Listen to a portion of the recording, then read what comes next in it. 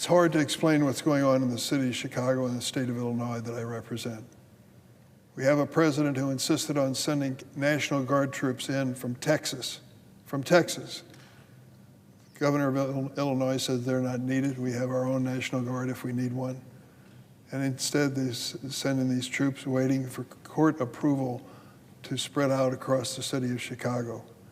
At the same time, ICE, the Department of Homeland Security, is creating a reign of terror in the city of Chicago. I do not exaggerate. Why are they in force in Chicago? Because the president has said over and over again that immigrants are the problem in America. You've heard the speeches, waving his arms at these rallies saying we gotta stop the rapists, the murderers, the terrorists, the criminally insane and criminal predators who come across our border from committing all these crimes, so we're gonna crack down on them in cities that just happened to vote against me in the last election. So what they've done, President Trump has done, is send in these ICE agents who've created this reign of terror. It is hard to describe what is going on excuse me, in this great city when it comes down to these ICE agents. They have people afraid to leave their homes, to go shopping, to go to church, to go to a restaurant, to meet with their family, to bring their kids to school. The stories come in over and over again, what these ICE agents are doing. Do you know what happened last Saturday? In their effort to get the worst of the worst, the criminal elements among the immigrants, these ICE agents raided a Halloween parade for kids in Old Irving Park. Well, that's where you're gonna find a lot of terrorists, I'm sure. I just, of course. We know what happened. Harassment, fear, and they left. They gathered on the sidewalk outside of a Lutheran church in Albany Park in Chicago, dropped tear gas canisters, and neighbors came out blowing their whistles, and finally they left. These are men who are wearing masks so they can't be identified, and some of them wearing uniforms that have no identification whatsoever. They travel about in vans with no markings on them, and they're harassing people in all sorts of ways. This is not America, and this is not how we fight crime in this country. Unfortunately, it is the reality of what's happening. But sometimes, in the worst of times, things emerge which are nothing short of incredible. It happened yesterday in Chicago. There's a section of the city of Chicago called Little Village in Lawndale. Yesterday, several hundred high school students from the local high school marched down 26th Street in Little Village section of Chicago. They were doing that to protest what the treatment that they faced with these ICE agents. Mr. President, I ask consent that this article from the Chicago Sun-Times be printed in the record. Without objection. Thank you, Mr. President. Since the Trump administration's Operation Midway Blitz began in September, whistles have been used as warnings that U.S. Immigration and Customs Enforcement is nearby.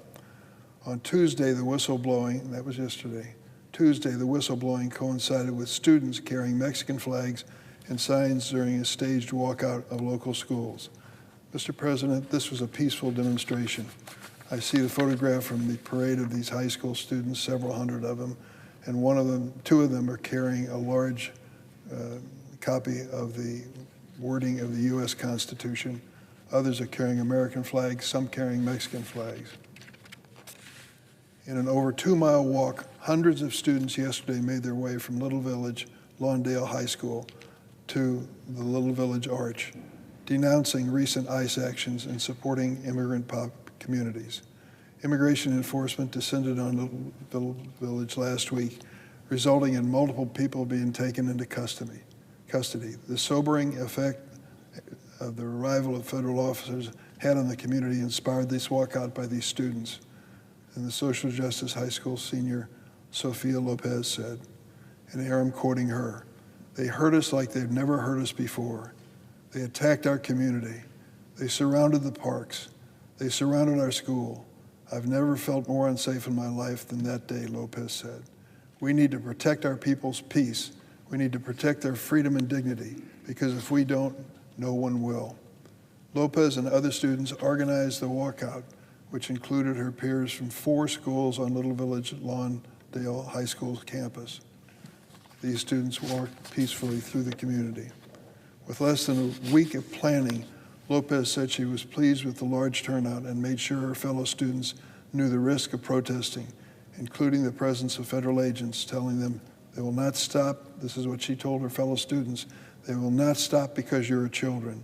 They do not care, she said. Still, fear did not stop these students yesterday. They were accompanied by Chicago police officers as they moved along the road. Chants of "say it loud, say it clear, immigrants are welcome here, and the people united will never be divided," drew honks from cars stopped along the marchers' path. The march through the village drew people to the sidewalks, cheering and blowing whistles in solidarity with these students. Others hung out of windows and overlooked the street or pressed themselves against storefront windows, smiling and recording. The community engagement was not lost on Lopez, who said her beautiful, vibrant home had gone quiet amid the recent federal election. And then she said, "I've seen so many people come out smiling and feeling safe, which is something we haven't felt in this area in months. And that's what I want. That is all I want," Lopez said. The protest was just for us to get peace, to be able to walk down the street again without being scared, to be able to live your life. For Lopez, protesting was worth whatever potential consequences. When her peers and family expressed concern, she pushed back. She said, "I said to them, I don't care if I get expelled. I don't care if I get detained. I will do this for my people, for my community, because they deserve it," Lopez said. They deserve people to speak out for them. They deserve people to show the love and appreciation that they give us and to our students, social justice, and Little Village Lawndale High School as a whole. That was an extraordinary amount of courage for a high school student in the city of Chicago. She knows her parents and many other families are afraid of what might happen because of the ICE agents that are roaming through, showing their strength to bust up Halloween parades, showing their strength to drop tear gas canisters in front of churches when people come out after the services. This extraordinary show of courage and her commitment to our country is nothing new. I, 20 years ago, introduced a bill called the DREAM Act. And as I described this act, which said if you were brought to this country as a small child, you should have a chance for a path to citizenship.